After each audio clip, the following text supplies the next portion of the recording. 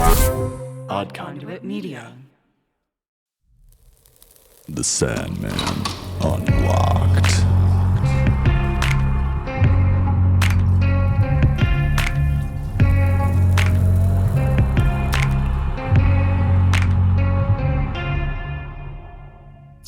Hello, dreamers, and welcome to another episode of The Sandman Unlocked.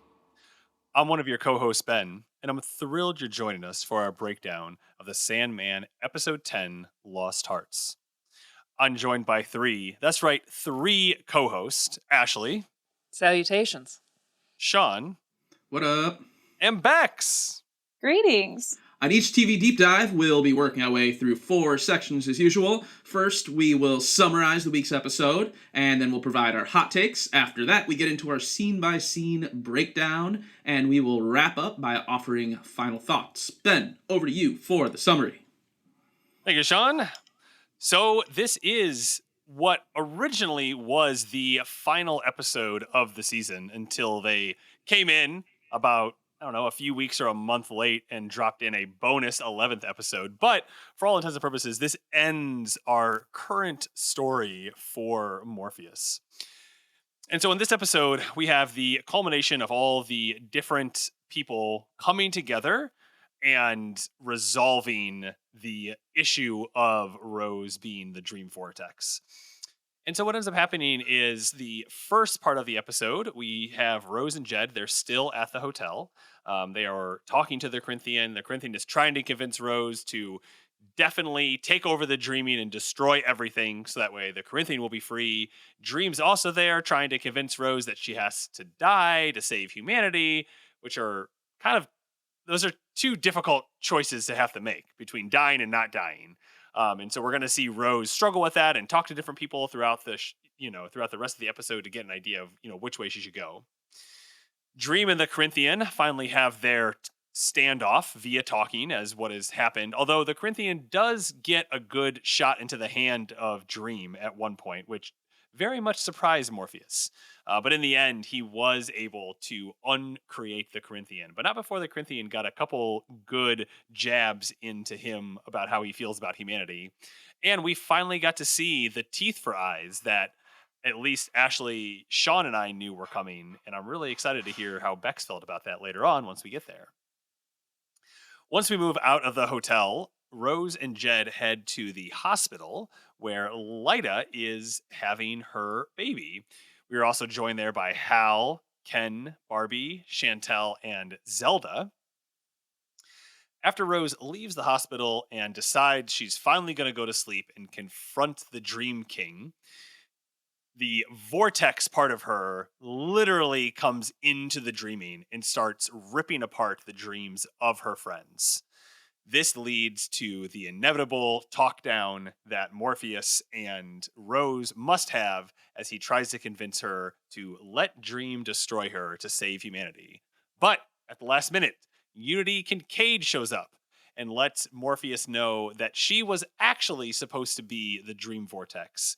But while Dream was away and she was stuck in her long slumber, she was actually impregnated by a golden-eyed man that we had a quick cut over to remind us, hey, that's Desire, in case you might have forgotten who that could possibly be and didn't pick up all the signals ahead of time.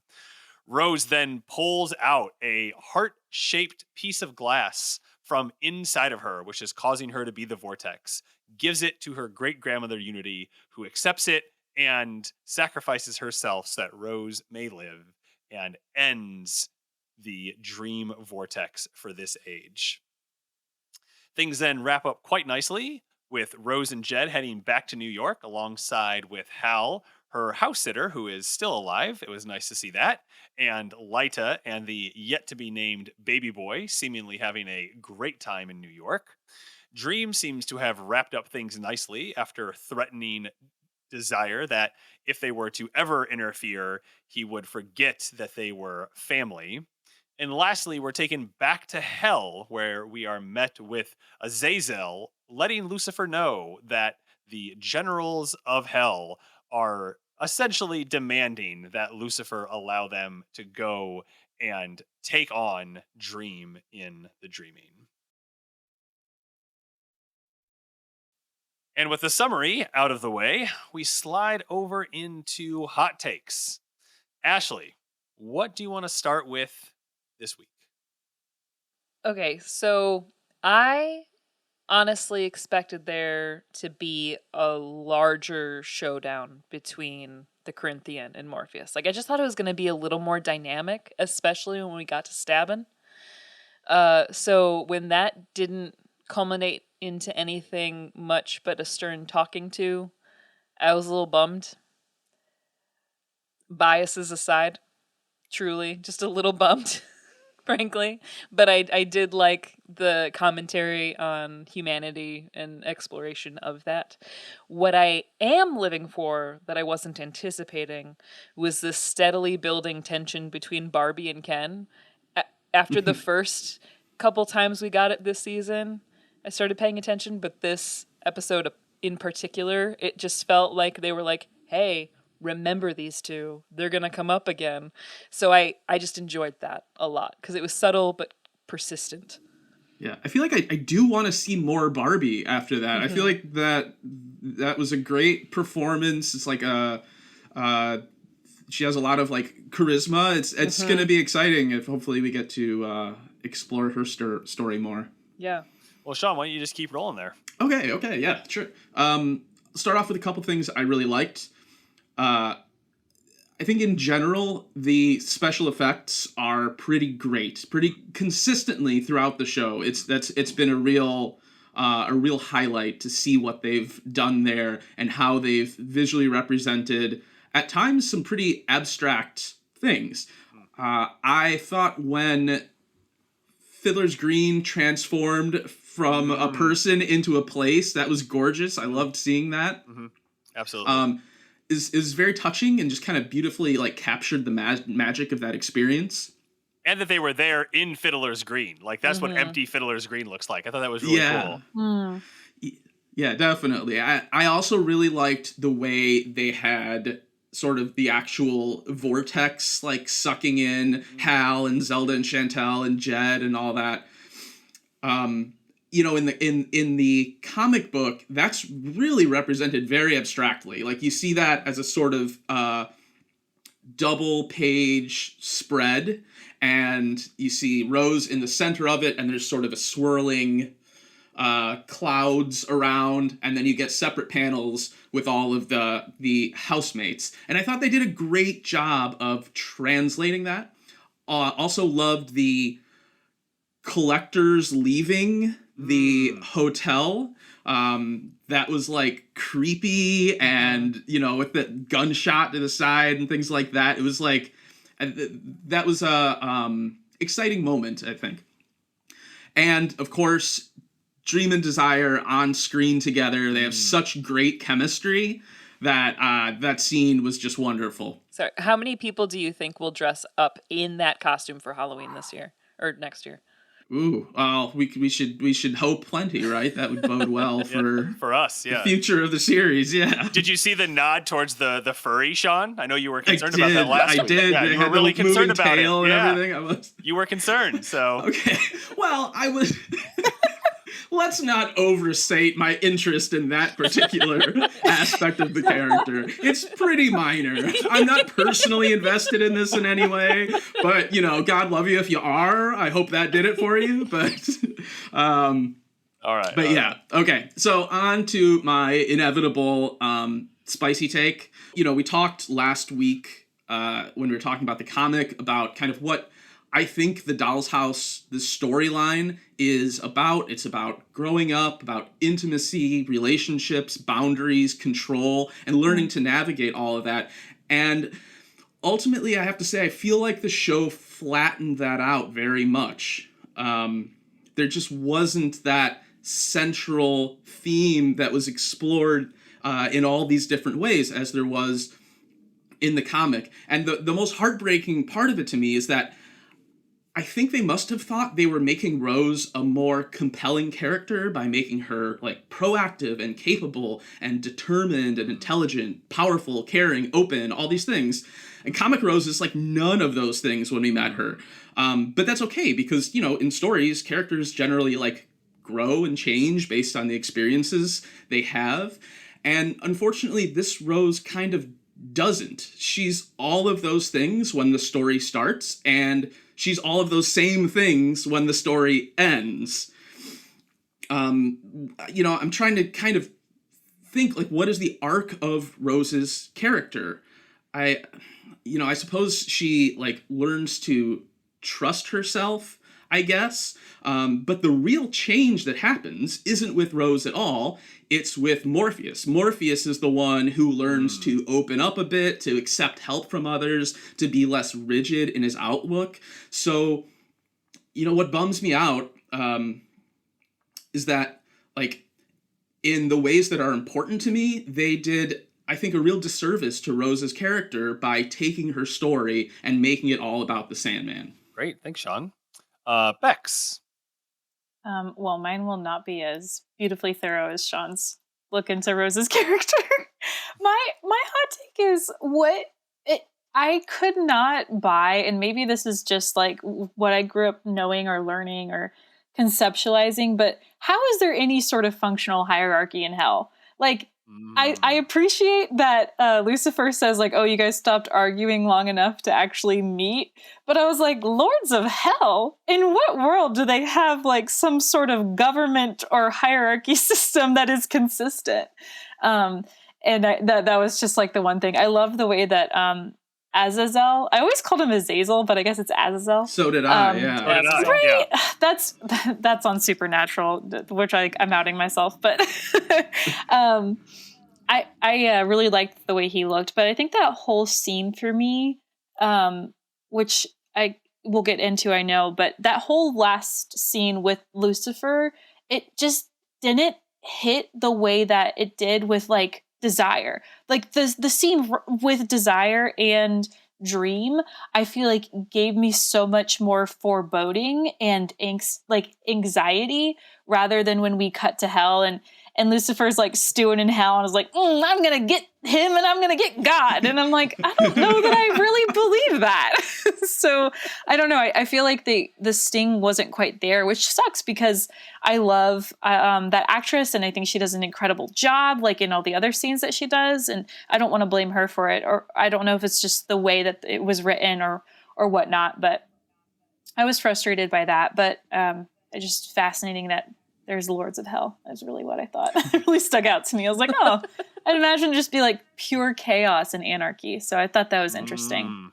Bex, if you want to learn much, much more about the hierarchy of hell, check out our read-along issue on our episode on the comic issue that talked about this. I think it's issue 4, but yeah, we go into a lot of depth on, like, how that hierarchy arose. It's based on, like, and like, because in the comics, hell is actually ruled by a triumvirate at that time. So it's even more complicated. Including, by Azazel and the Beelzebub.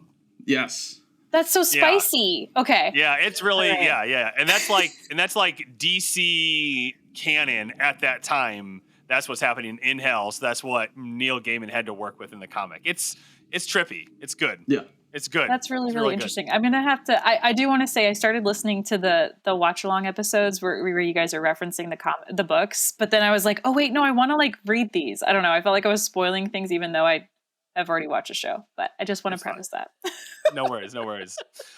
All right, so my quick hot take actually also goes along kind of a combination of Sean's and Beck's, and and this is something that I complained about earlier, was the flatness of Lucifer in the comic. And I know we're not supposed to do this too much, but, like, in the comic, Lucifer is by far the most dynamic character that has been created in a really long time. Is kind of my take, like, this version of Lucifer, and then what Mike Carey does with this version of Lucifer in their own story.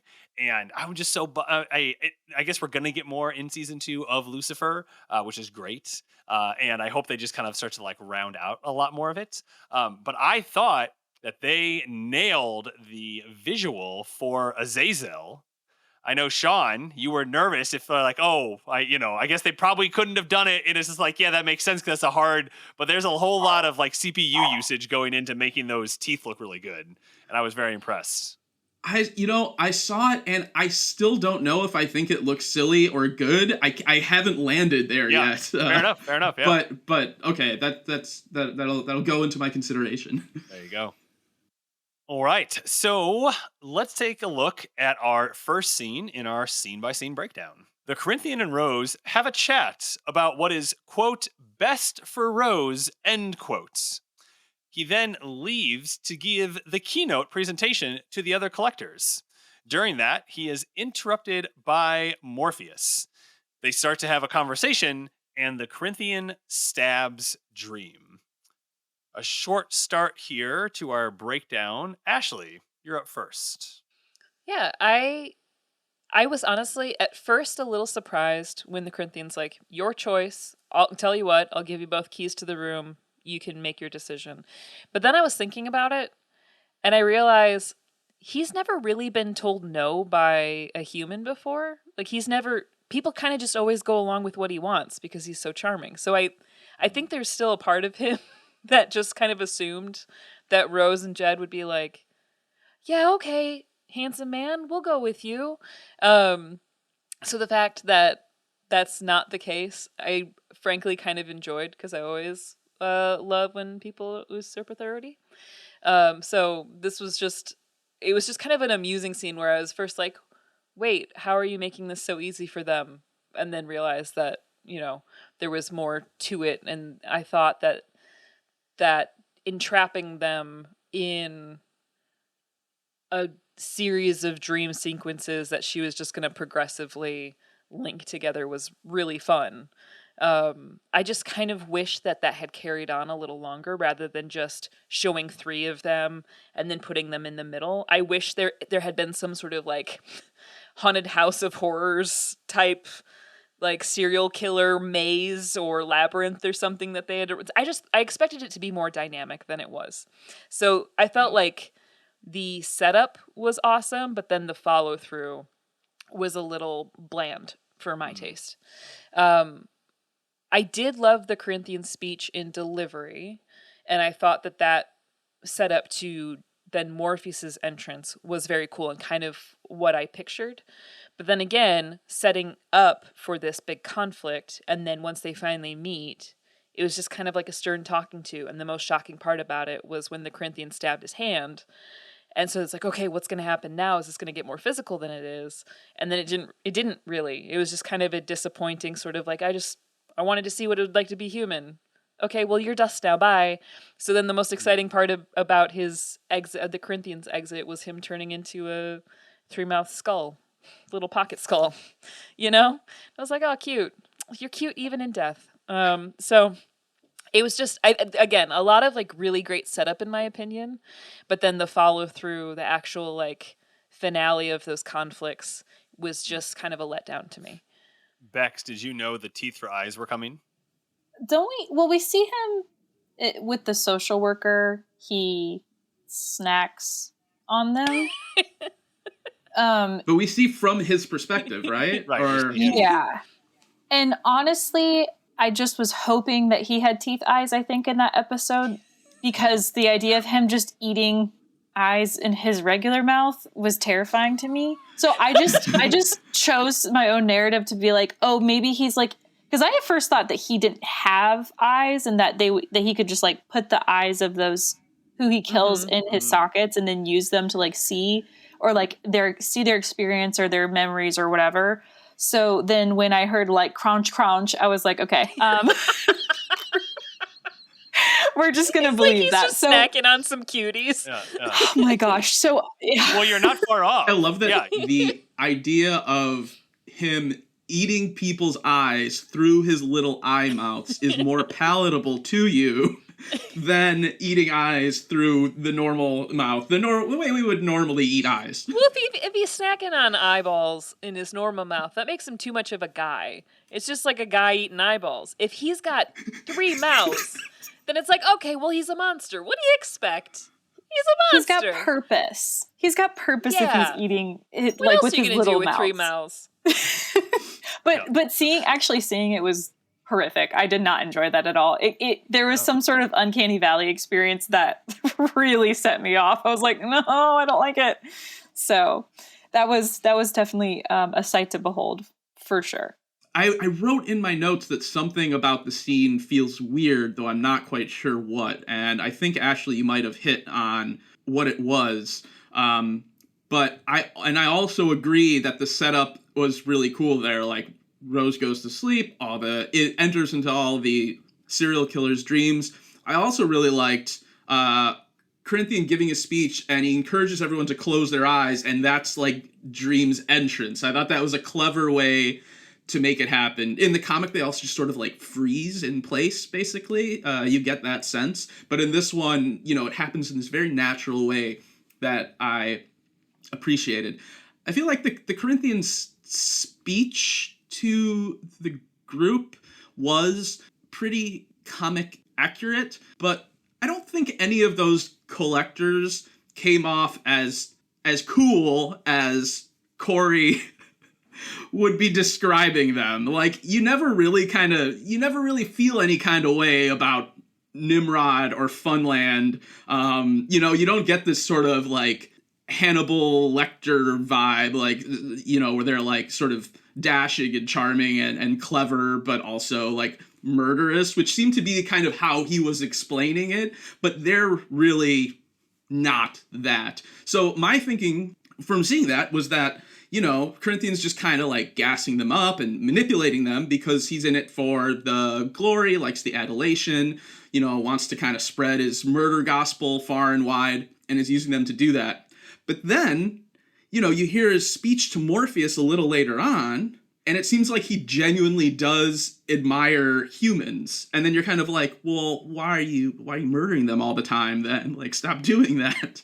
But I guess... like I felt like, just like on that little point right there, that he really felt like that these people in this room are at like the apex of what he views as the best of humanity, which is this: we kill to kill. Like, there's no other reason. We kill to kill, and that's the reason for killing. None of these other things that people say they're about. It's the actual killing is the reason that we kill for, and that's like the apex of humanity, like in his mind. That's how he was created. Yeah. I mean, I guess it does come down to like that's what he was created for, right? So I suppose that is what. But he made it seem so much like he wanted to experience being human, and that was his way of experiencing being human. I just think he needs a little moral guidance, maybe something like a stern talking to or something, But I also thought, his line delivery when he's like, let's find out, that was so cool. Like, it was a very badass moment there. And then, the actual stabbing Morpheus through the hand was such a surprise because it happens very differently in the comic. And so I like that little, the little thrill there. It was quite nice. Anybody else on this first scene before we move on? I just wanted to say, Ashley touched on it. The thing that I got from this scene was that he was getting a stern talking to, that Corey was getting a stern talking to from his dad, Father Dream. And that was really interesting to me. And I agree. I think that like maybe it's clear that these humans aren't as good at as him or as suave as him. And maybe that's kind of the dream that he's continuing to try to build with them, is, like you said, gassing them up and trying to make them into something that's more like himself.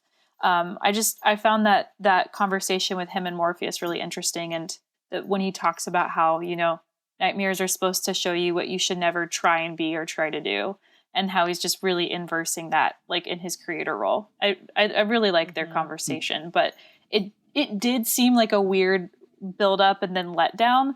But I think I was so anxious for Dream that I was like, oh, that's it? He just gets stabbed in the hand? Okay. Like, it was like kind of an exhale for me. I didn't have to worry so much. I get really into TV shows, and so I get really, really stressed when I watch things. I was like, I can't handle another beatdown like he had with Lucifer. So I was grateful. I think Morpheus does literally say, "I'm disappointed in you," which we all know. That's like that's like your parents' ultimate weapon against you. Yep. Yes. All right. Scene number 2. Rose is now in the dreams of the various collectors. The Corinthian and Dream try to convince Rose to do what each of them wants. The Corinthian wants her to take over the Dreaming. In Dream, well, he needs her to die. Dream then uncreates the Corinthian after Rose ends their tete-a-tete. And he then subjects the other collectors to now know their shame. Rose and Jed leave the hotel and discover that Lyta is going into labor, so they head to the hospital. Bex, we start with you. I really appreciated Rose in this scene. It kind of feels like a toy that Dream and the Corinthian are fighting for and pulling at. And, you know, it's kind of this binary system, right? You either do what the Corinthian wants or you do what Dream wants, and that's it.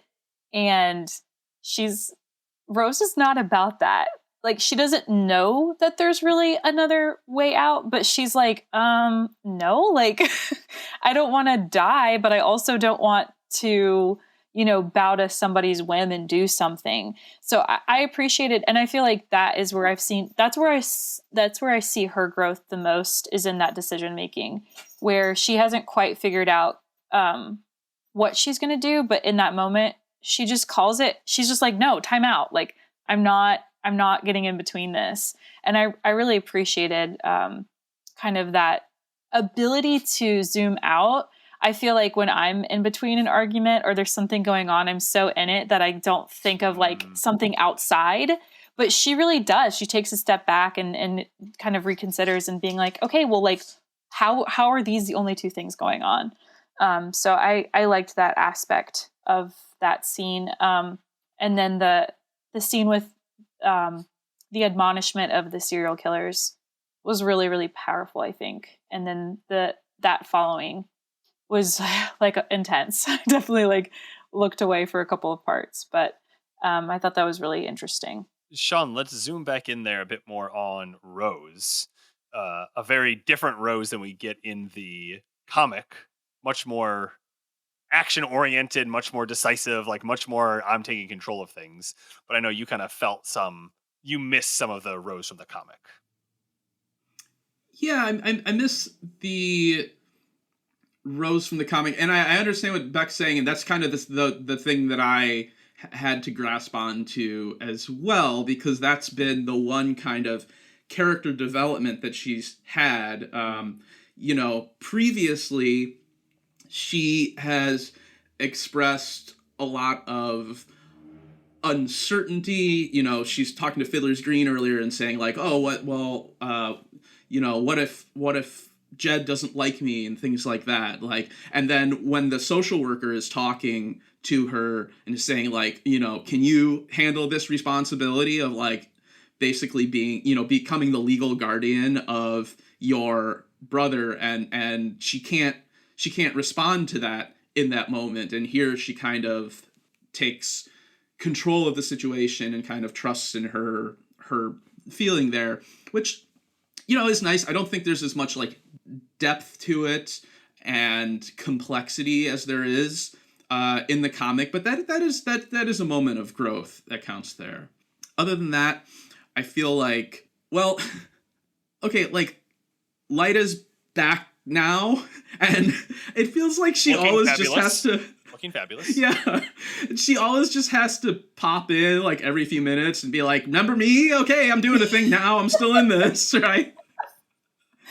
And it feels very disconnected from all the ideas that are kind of central to this plot line. And, you know, I hate to go back to the comic again, but in there, it's like very clear how Lyta and Hector reflect the idea of like, we'll talk about it, you know, in the issue too, reflect the idea of like putting up walls to sort of hide away.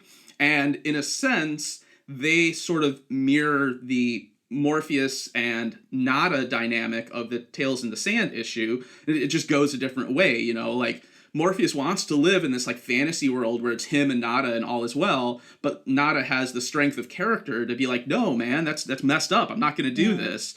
And then we see, doll. Yeah, right. Yeah. And then we see how like kind of messed up that relationship dynamic is with Lyta and Hector in the comic. In the show, not at all. So it just kind of like creeps up on us out of nowhere. And I feel like it was also maybe not a great decision to like go straight to the hospital from there. Because I mean, like, Jed, let's not forget about Jed and the fact that he exists here. Like, he just learned his mom died. Not only did his mom die, but his foster parents died, were murdered. He was kidnapped. He was almost murdered. Like, that kid has experienced a lot in a little while, and it's like we just kind of toss him aside, like he's not useful to the plot anymore, so we don't worry about him anymore. And it's why rude, you don't make Rose. It's why you don't make people MacGuffins usually, right? Because of this exact issue. Because once you have the person, well, you then have to engage with the fact that you have a person that was now your MacGuffin. You know, whereas with the MacGuffin's like a thing, it's like, okay, well, yeah, you got the thing, but the thing doesn't have feelings, so it doesn't matter that you have the thing. Yeah, exactly. So that was a little tough there. Yeah. Ashley? Yeah, I'll get back to what both Bex and Sean have said because I largely agree with them. But just to go back to the sort of fighting over Rose between the Corinthian and Morpheus, it felt a little. It wasn't intended to be this way, but it did give me Twilight vibes in that there's two guys fighting over a girl. You know what I mean? Like, just like kind of a silly, like they're just yelling at her to choose between the two of them. And that's the conflict, is them just yelling at her to choose. And then her big emotional character arc is realizing she doesn't need either of them. And I just kind of laughed the whole time. And I was I think frustrated the problem is we didn't see anybody's abs. That was the problem. Yeah, that's true. You know, Imagine if like Dream would have just like pulled his shirt up a little bit, you know? Well, then, yeah, you probably wouldn't have won. Done. So yeah, I think I was a little frustrated that I couldn't take that big moment more seriously. So that's just kind of like the tone I felt the entirety of that particular conflict. And I already said I thought the little Corinthian skull was cute, but agreeing with Sean entirely on like Lyta is just kind of conveniently there. I really wish she weren't. I kind of just I kept expecting there to be way more drama with that pregnancy and the actual birthing of this dream baby than there was. The fact that they completely zoom through any of Jed's trauma. Not that we need to see like a play-by-play, but just maybe him not being so happy-go-lucky. Yeah. And just maybe an exhausted look on his face while they're driving away. Something to signal that he has in fact acknowledged what has happened in this like 24-hour span. Would have been nice. But well, he forgot about it because Zelda showed him some dead spiders and he just kind of walked off to the side. That was it. All right. That's a new core memory. But yeah, Lyta just like sitting in bed, totally chill, being like, you know what? I've got a baby now. Husband who? It just felt very sort of completely whitewashed, like just sort of like panned over.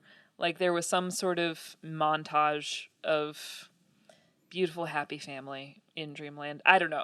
Everything about it felt very glossed over, and I hated it. I just hated these scenes. Yeah, even the housemates, like, I feel like that family dynamic, it doesn't always ring as legit to me. It feels a little forced at times. Yes. And like, you want it, because they're all interesting. They're all, like, weirdos and kind of cool and stuff like that. You want it, but I just wish they had earned it a little bit more. Right. No, exactly. And when Hal's like, I'm going to sell the house, and then literally nobody reacts. They're just like, oh, good for you. Okay, guys, you live there. Like, you pay rent. Yeah. You all live. You've lost your home now. Do you have no emotional connection to the place you've been living for Lord knows how long?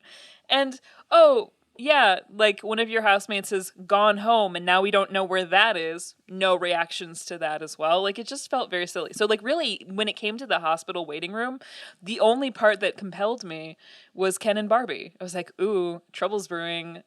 Continue. Marital strife. Go on. The rest of it I could have just done without. Let's take a look at our next one.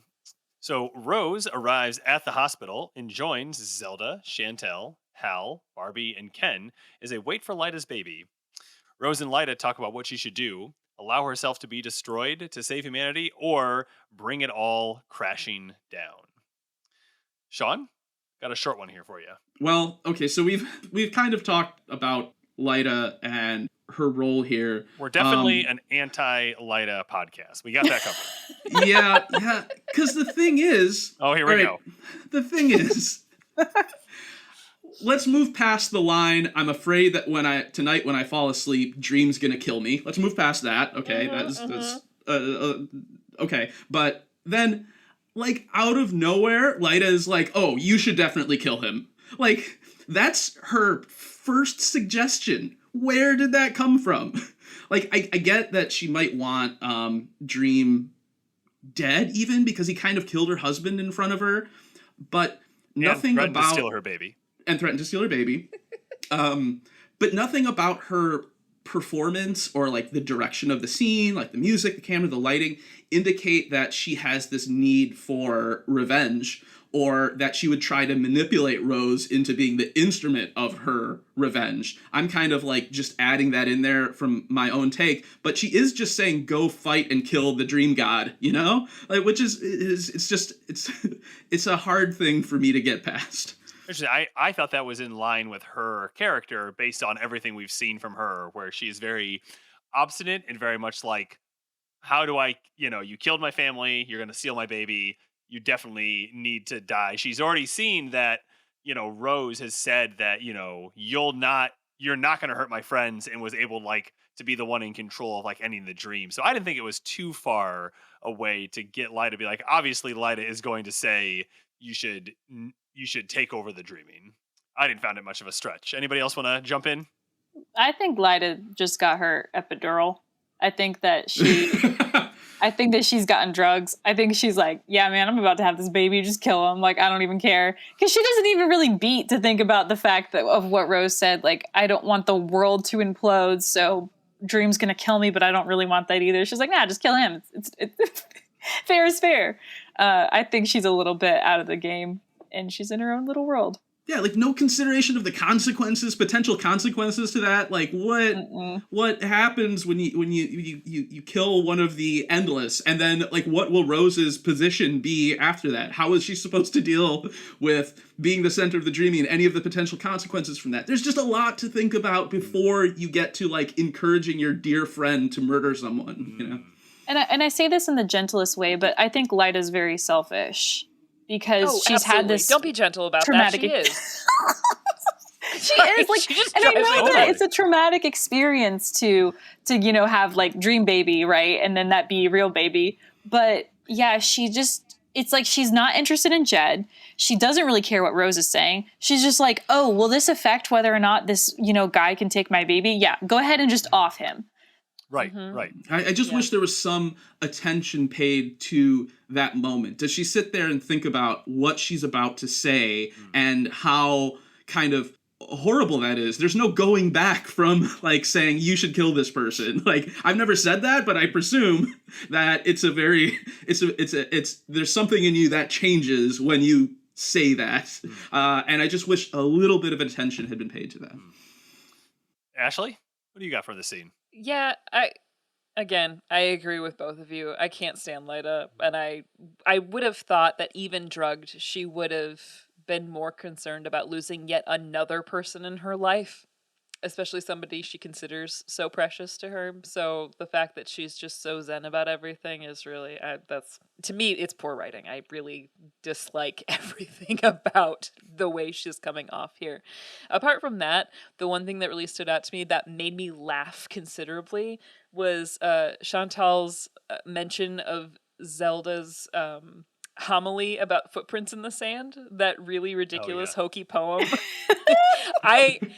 That made me laugh so hard. I just loved the fact that was included, and the idea of them trying to communicate that to Jed as if that would be comforting in any way is hysterical. I love Jed, that too. Yeah. That was a good bit. You know when your foster parents were abusive to you, and also you were then saved/kidnapped by a literal nightmare, and then also, trapped in a motel with a bunch of serial killers. Well, that's when God was carrying you. Like that. I would love a cutscene of that moment. I also love how earnest that delivery was. Yes, that's what made it so that. perfect. Yes. Yep.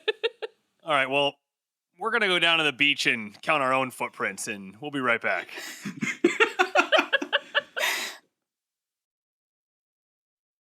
All right, back for the second half of this episode.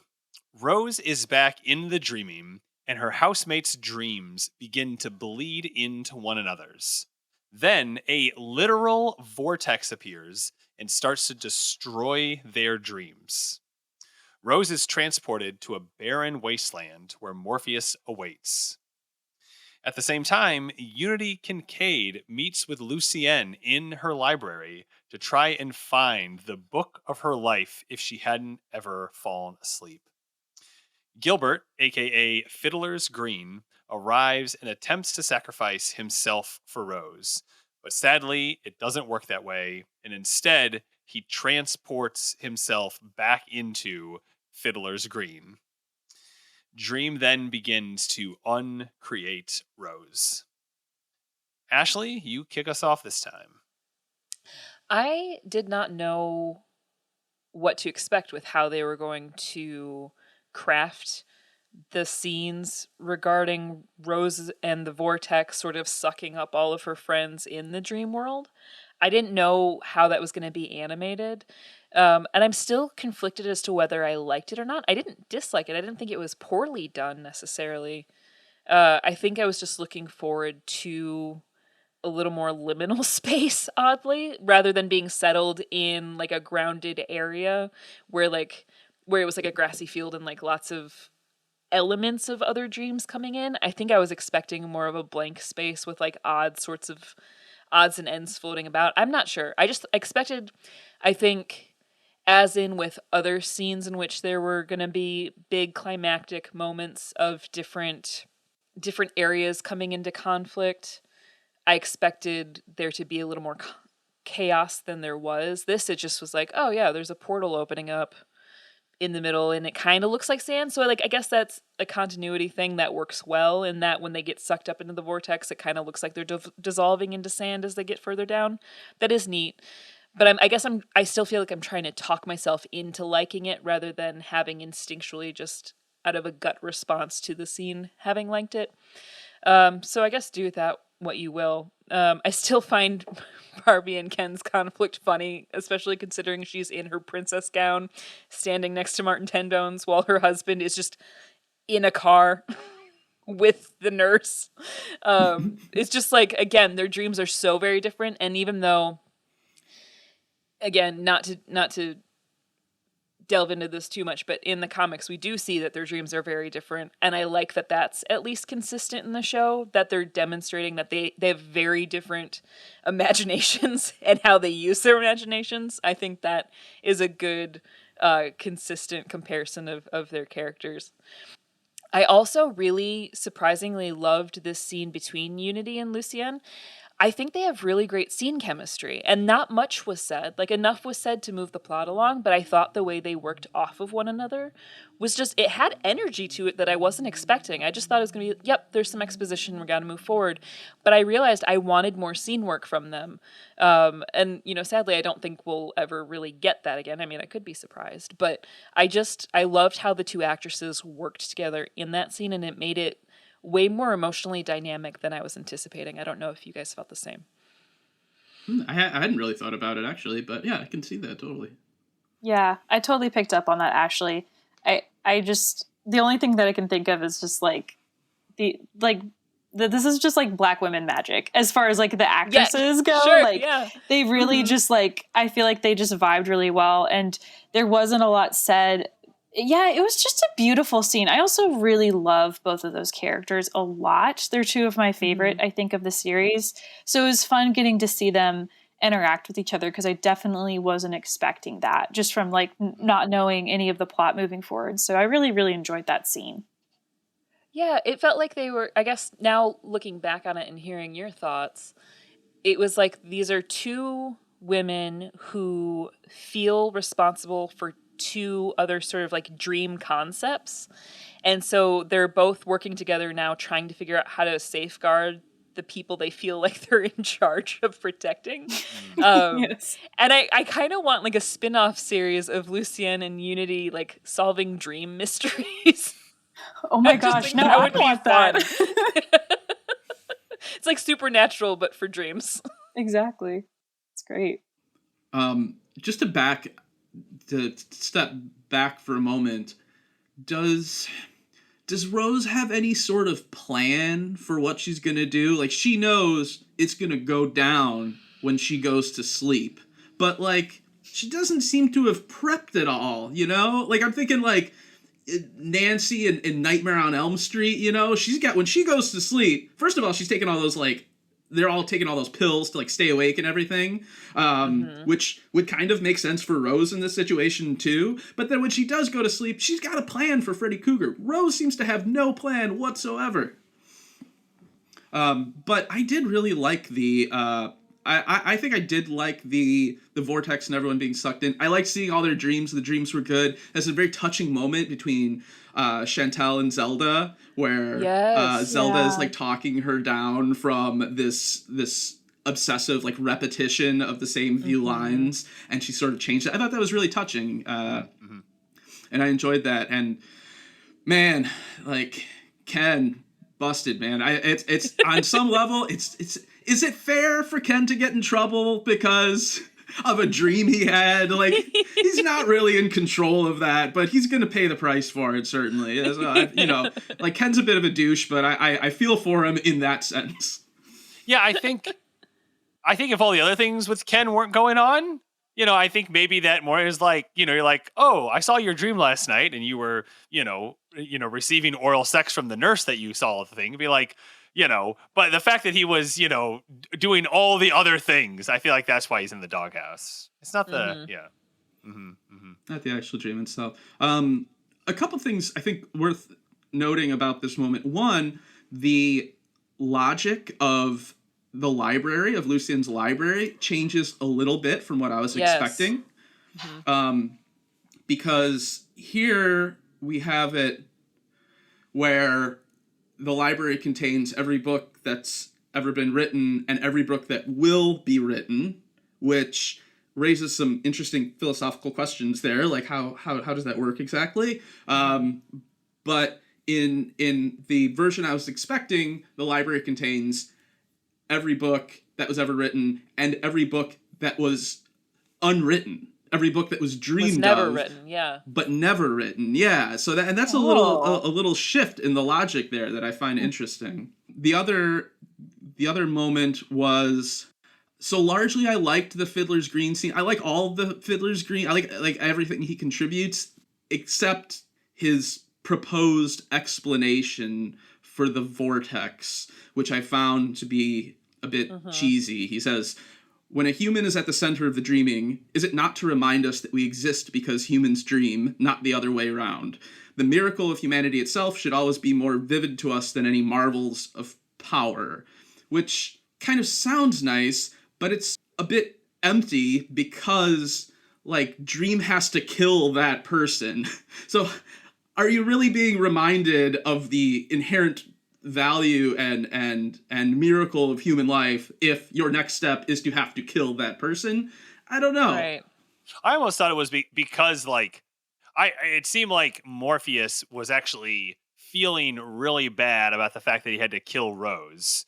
And I think that is a reflection of that he recognizes that these aren't like this is like a human with all these like complexities and emotions and suffering and, you know, successes like in their life, and like, and that I think that is the thing that it does reflect is, you know, if he didn't care, like Rose would have been dead so long ago if he wasn't being reminded of humans' humanity and the fact that the dreaming is there for humans and humanity. Yeah, it just sucks a person has to die every time he has to learn this lesson over and over again throughout eternity, presumably. Yeah, it would be, this is something that we never know because it's not, explored at all, but what is he going to do the next time a vortex shows up? Thank you. Right? You know what I mean? Like, what has he learned? And has he treated every other one differently? Maybe historically, as soon as they show up, he just like gets rid of them immediately. Whereas here, he's like, well, maybe if they stick around, like, we could figure out something else that might be able to, do it. So I am interested. It'd be interesting to hear, like, even like a little short story about what happens the next time. Yeah. It's interesting to see what things Dream has control over, like within his abilities as one of the Endless, and what things are kind of outside of his control. And I think just because I care about the characters, I was frustrated. I was like, really, Dream, you haven't figured out how to fix this after you destroyed a universe doing it? Like, or maybe that's why he doesn't mess with it, is because he did try to do something and that vortex ended up destroying another universe. But I found that a little bit surprising that wasn't one of the things that he was trying to combat or change, just based on all the power and ability he does have. I get that the idea of the vortex is that there is some sort of formidable force, like opposing force. But I think it would be really neat to see him try and problem solve through that for the eventual next vortex that occurs. Excellent. Okay, let's look at our next scene. At the last moment, Unity arrives and explains that she was supposed to be the vortex. But when she was sleeping, a golden-eyed man in her had a baby. This would have been Rose's grandmother. And that caused the powers of the dream vortex to be transferred to Rose instead. Rose, at the behest of Unity, pulls out a piece of heart-shaped glass and gives it to Unity. Unity takes it and then dies, saving her granddaughter and causing the dream vortex to end with her.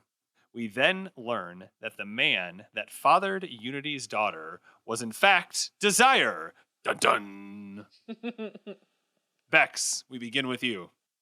I don't know if you guys ever watched that show Maury, but that's what this scene was for me, of like, you are the father. The drama, the drama, the whole drama of this scene. It's so much. And I have a million questions because there's so many questions surrounding how Unity was impregnated, which, like, does it make it better or worse knowing that Desire was involved?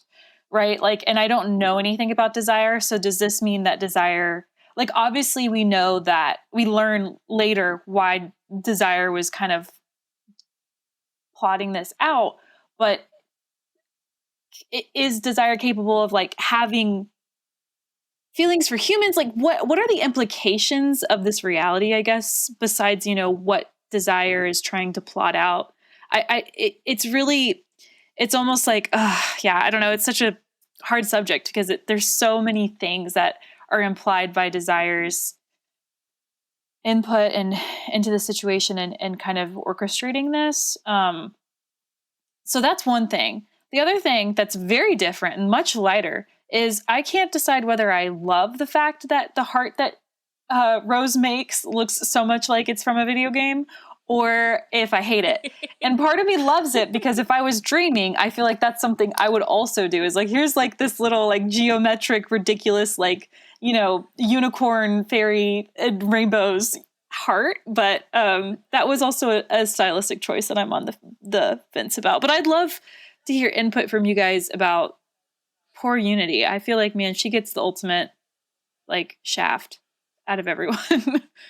Can you just explain that in so many? It's like an easy question, right? That I just threw out. Yeah, without like a softball. It's one of those things where it's like, it's one of those things where all three of us could explain it but it would give away a whole bunch of the story that people don't know yet. Yeah, right. Don't do that. And so that's like the conflict, right? And so I mean, I think at the end of the day, what we know is that, Desire, for whatever reason, feels that they need to mess with Dream in a really concrete and tangible way, and that this obviously isn't the first time that they have had a confrontation with each other, right? Mm-hmm. And so and kind of what happened here is that Desire, walked, in the waking world, as we saw Dream engage with people, we've seen Death engage with people, right? Oh And yeah. Okay.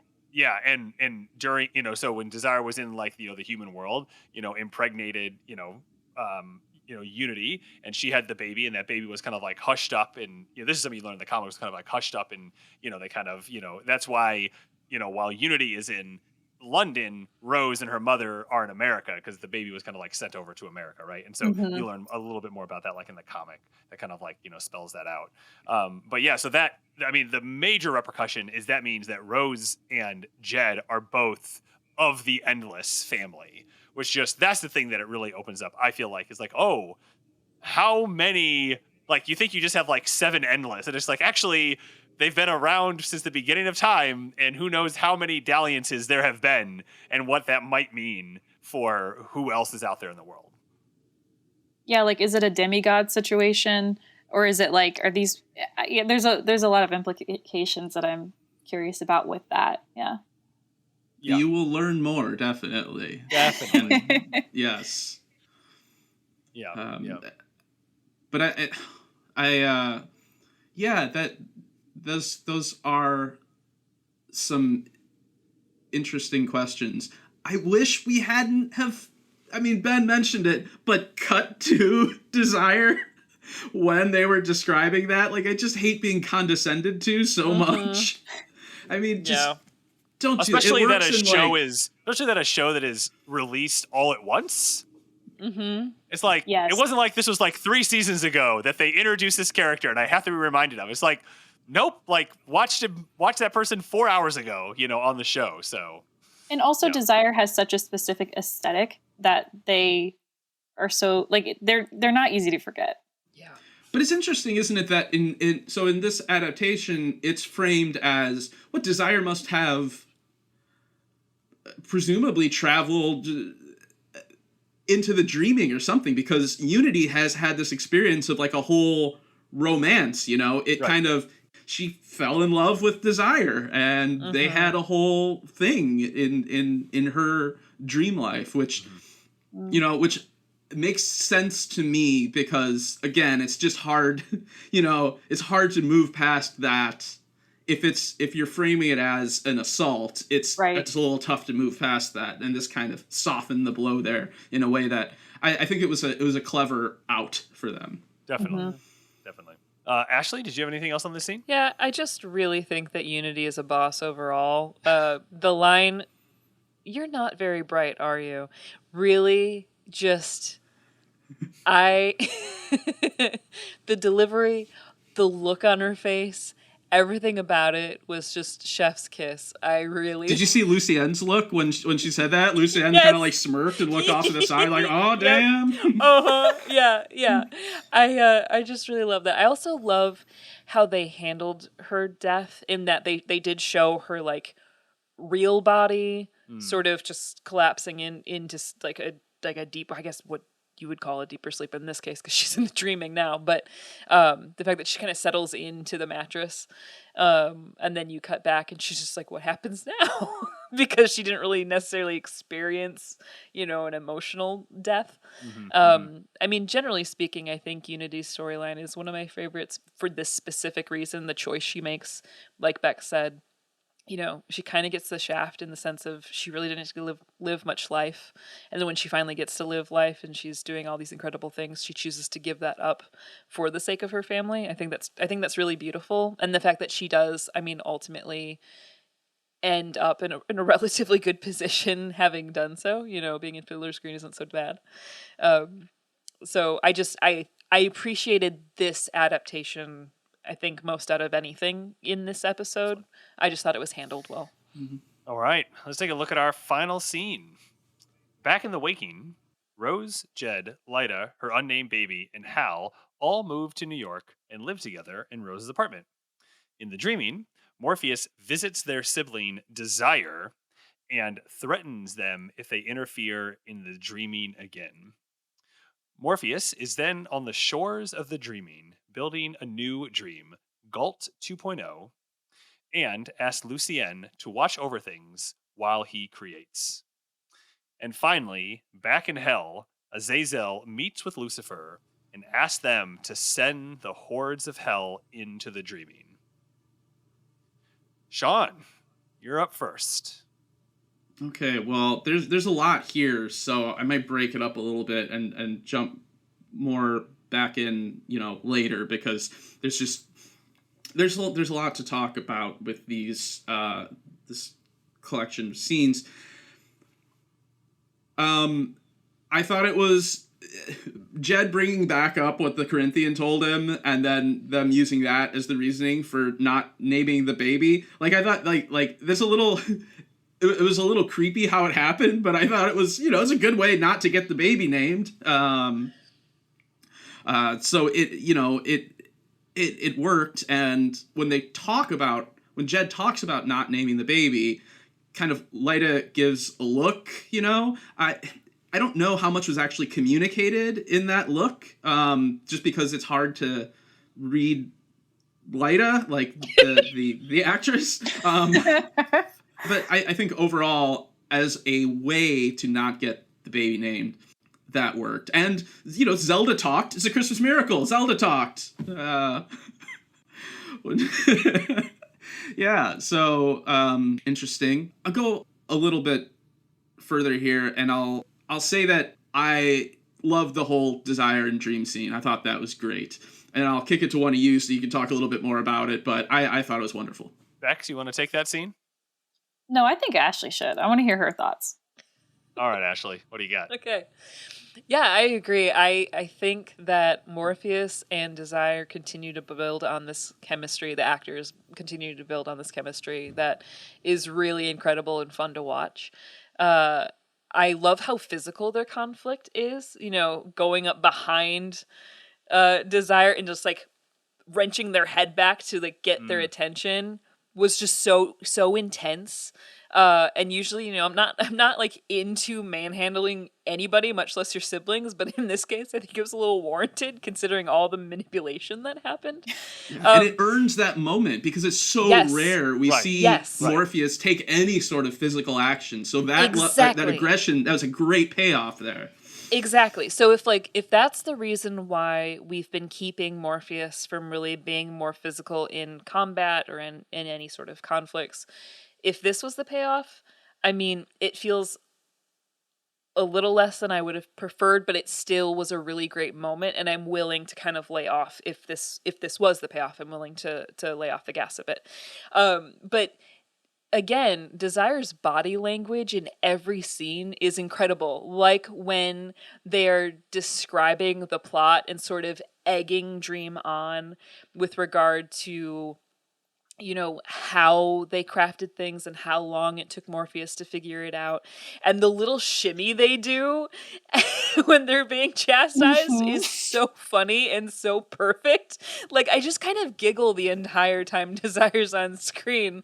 Because I love that Desire poses before Morpheus comes through, right? Like, takes a moment to ready himself. And like, it's great. Just like, it's just camp to the nth degree. And I really enjoy that. And I like how the Threshold is designed, the interior of the Threshold is designed, because it is that sort of like 80s, like perfect sort of plastic interior, which really communicates well the tone of Desire's realm as well as their impulses and their intentions. I like that we get a line specifically noting the idea of family bloodshed, and that there's an importance there that we've not necessarily addressed yet, but the fact that there is some sort of very specific consequence to the endless that the audience, I'm sure, will learn in the future. I like that was eased in there without kind of being too on the nose. But overall, I thought this engagement was perfection. Like, I really hope we get more of this in season 2, because I thought it was just acted impeccably. Yeah. I love all of Desire's acting choices, basically. I love how their voice gets all growly at certain times, you know? I think that's great. And the moment of tension when Desire admits that they're not strong enough to go up against Dream and Death and Destiny, like that little pause before they're like, no, you know, like that was great. Right. And then the little smirk after when they're like, but we almost got you. Just the little smirk afterwards. That was just really, it was great. I just love it. All right, Bex, do you want to take us to hell or to the shores of the dreaming? Oh, wow. What a choice. I can take us. Let's go to hell. Great. Yeah, I know I talked about this earlier. I loved how they portrayed Azazel. I think that was really, really neat, and it was also just cool seeing a character in hell that isn't like a trollish sort of gargantuan of display or like warrior like. This is I could see there being scenes with Azazel where I would genuinely be terrified because this thing is so otherworldly and it contains multitudes, right? Like there's a very unsettling feeling about that. But overall, yeah, this scene gives me the kind of vibe like from The Wizard of Oz, like I'll get you and your little dog too, which is a bummer because again, I really love the character Lucifer and I have great hope that it'll continue to for that plot to grow and for me to be invested. But I was much more disturbed by the sibling rivalry and sort of undercurrent of the previous conversation. And Lucifer doesn't get that. They don't get to act off of dreams. So that's to their disadvantage. I think we only see that sort of, I called it mid-level supervisor pressure, where Lucifer's like got people that report to him, but he also has like some sort of person or like entity that he's or they're reporting to, I should say. And so it's just kind of like like when you're a mid-level supervisor and everyone hates you, it sucks. And so I think I liked that stress that I got from the character, but yeah, everything else I think was, I don't know. I almost kind of wish it was either a shorter scene or put somewhere else in the episode. Yeah.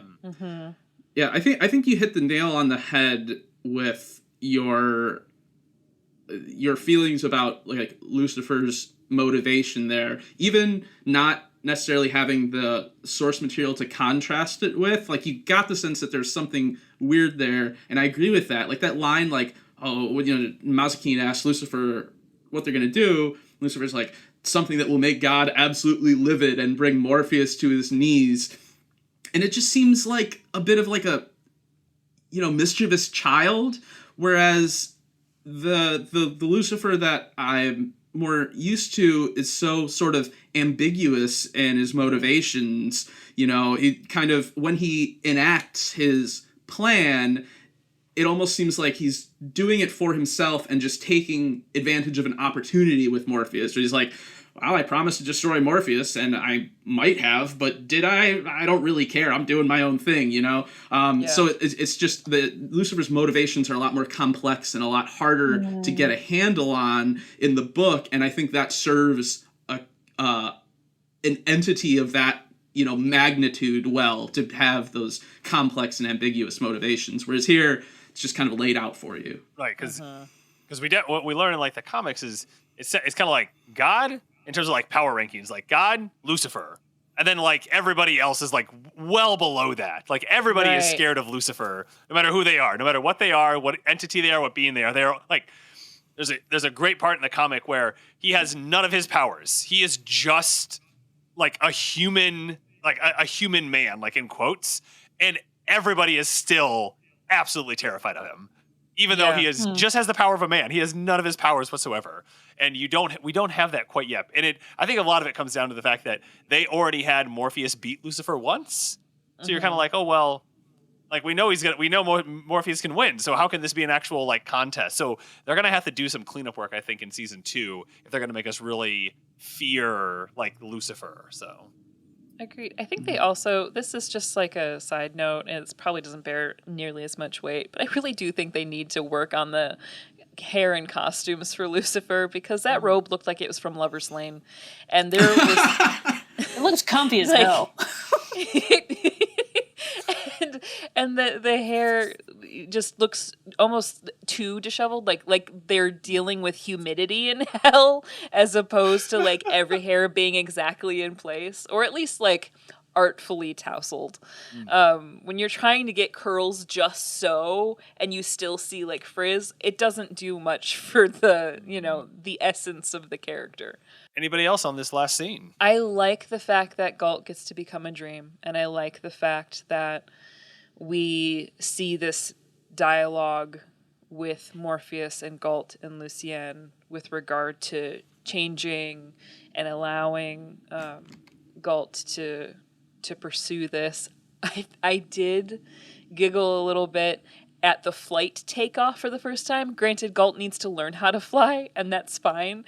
But getting up in the air and there being like the slight dip as they get used to like not being weightless necessarily, actually having to put effort forth by flapping wings.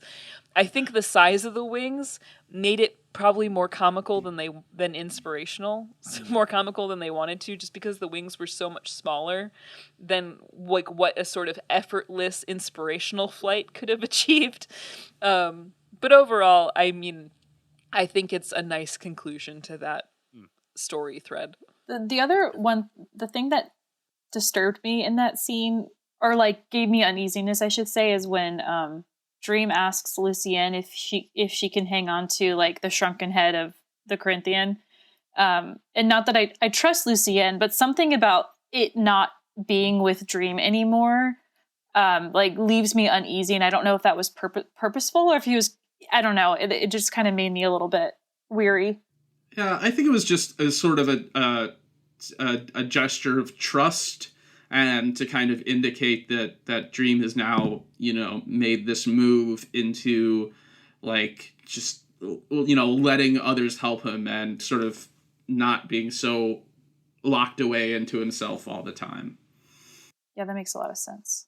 Thank you. Excellent. Well, we are going to move over to our final thoughts. Sean, you are up first. Final thoughts for the episode, not the series. I see. Okay.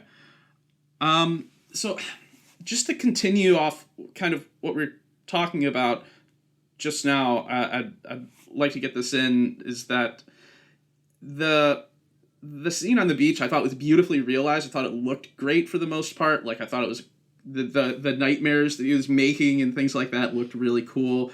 It was a little weird to me that it was such a happy ending moment, because it's so different than what I'm used to. Like, the comic series, I don't think any storyline has a particularly happy ending, honestly. I think it's always, always a little bit weird and conflicted and mysterious, whereas this put much more of a bow on things, which may just be a product of it being a TV adaptation. Like, I almost think what had to happen here is like Netflix come in and's like, look, we have all these data points saying people like happy endings and they need these things, and they want like uplifting, affirming things right now, and they don't want sort of dour, emotionally complex media, which I legitimately believe might have been the case there, but I think what creates a bit of like tonal inconsistency to me is, and we haven't really talked about this at all, but they did bring in the guy who worked on the show, David S. Goyer, who specializes in sort of really like grim and gritty stuff that takes itself seriously, even though like all the things that happen are ridiculous. So, he, and sometimes it like really works well, like the Nolan Dark Knight movies, he was a writer on like a movie from the late 90s. I don't know if anyone remembers, called Dark City, which I really liked. Check it out. It's very cool if you've never seen it. I don't know how it ages, but I like remember loving it as a kid. And then times it doesn't work too well, like the Batman v Superman movie, you know? So it could definitely get sort of too dark there. And so I think maybe what he was bringing to the show, what I was expecting from the comic, and then what the adaptation added to sort of tie everything up, almost a little sitcom-y sometimes, where Dream's like, oh, I'm trying to, you know, and everyone's like, oh, Dream. So that was like, it was a strange moment for me, but it did make me also realize that I do appreciate that the story takes itself seriously and the situations take themselves seriously pretty much throughout, you know? Like, it has to be tempting to do that sort of like Marvel movie level of like the sort of self-deprecating winkiness, and they never do that. They just always accept the reality of the show as is presented. Like, there's no moment where Rose is like, great, I'm taking advice from a talking bird or something like that, you know, which I think is a nice change from how really fantastic elements have been portrayed in movies and TV in recent years. Excellent. Yeah, I think they call that bathos is like the word they use for what you're describing in like the MCU, where you kind of have to like, something serious is happening, but we're going to undermine it by going to like Rocket making like a quirky comment about something, right? Oh. It's that like using kind of like, you know, off humor to kind of like pull us back and away from something that might have been meaningful. So bathos, Bathos. Ah, okay. Yeah. Okay. So if you want to read, there are lots of YouTube videos about it. So really, yeah. Oh, yeah. Interesting. Oh yeah. Interesting. Oh yeah. For sure. All right, Ashley, your final thoughts. Yeah, two small things, hilariously both Corinthian related. One, I had been so excited to see what the Corinthian's tears would look like when he was like choking up, kind of pleading to stay he was like alive. crying, right? Yeah. Right, but like I looked really closely and I didn't actually see any liquid. I thought, I was like, what is it going to be? Blood, spit? Like, it can't be something normal like actual tears, but I didn't really see anything. So, missed opportunity. Figure that out. The other thing is that since we kind of had that episode, the Sound of Her Wings, so with Death and her pep talk with Morpheus, I've been thinking a lot about the Endless's role in this world that they've created, and then how those responsibilities are communicated to anybody under them, and how that's reflected, how that's sort of understood and then demonstrated based off of their level of understanding. And I think that this is where the having two nightmares having escaped and then express what they feel like their responsibility is differently really aids the story of Morpheus coming into his own and understanding his role and his responsibility for humanity. So then, you know, Galt's and also then Desire's role in this conflict. So like Galt's desire ultimately, when it comes down to it, was to serve others, to serve humanity, just in a different way. Like, didn't want to serve as a nightmare, Yep. wanted to serve as a dream.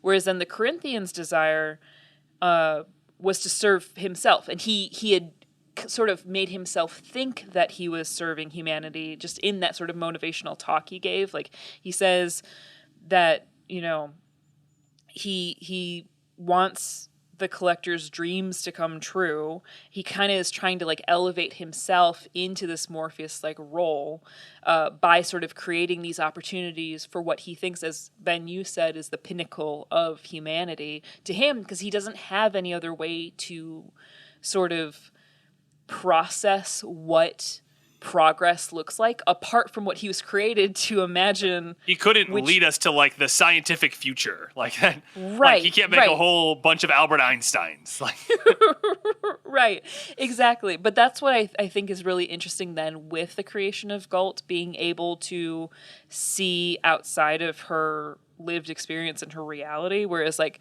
the Corinthian can't be anything other than the monster he was created to be. And we hear Morpheus frequently talk about in the comics and in the show that the Corinthian was like a work of art in some regard as being created as a nightmare. So almost like the purest form of nightmarishness. So he just can't sort of excel above his station, even though he thinks he has. And I just think that's a really interesting conversation on with regard to responsibility and inward states versus the functions and how they manifest in the world around them. So I hope we probably won't get exactly that storyline in the next season, but I do like that discussion and that this world, as it's been created, lends itself to that conversation. Well, thanks to all three of you for those final thoughts. And a special shout out to Bex for joining us for these last few episodes to wrap up the original story here of the Sandman on Netflix. Well, I think we wanted a bit more of a confrontation in this episode between Dream and Corey, as my illustrious co-hosts call him. But it did leave us a little wanting that they just kind of talked a little bit, and then Dream got a little bit of like a hand stab kind of going on. This is definitely an anti-Lyta, but still pro-Jed. But what happened to him? And maybe don't make your person a MacGuffin and then not really deal with like his obvious trauma. We really felt like that was a bit lacking. We also enjoyed significant work done by Unity Kincaid. Just a total BA, and really brought a lot to this episode and really the last few episodes that she's been involved in. Wrapping things up, we wish they had done a bit more to help us fear Lucifer, but the work done by Mason Alexander Park and their betrayal of Desire left us very excited to see what will happen in future seasons of The Sandman. Thanks for listening to this episode of The Sandman Unlocked. And remember, never trust the storyteller. Only trust the story.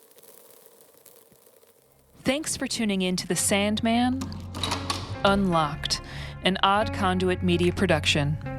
You can follow us on Twitter and Instagram at Sandman Unlocked. Join us on Discord as well. Thanks to our show producer, Patrick Childers, and to Lieutenant Headtrip for our theme and incidental music. If you'd like to support us directly, head over to our Patreon. You can follow Ashley on Twitter at DEEDEE_K and on Instagram and TikTok at Ashley Mowers. Find Sean on Twitter at Lon Dogson and find Headtrip everywhere at LT Headtrip. You can get all of this info and more in the show notes. Make sure to follow and subscribe and review us wherever you listen. Until next time, and remember, never trust the storyteller, only trust the story.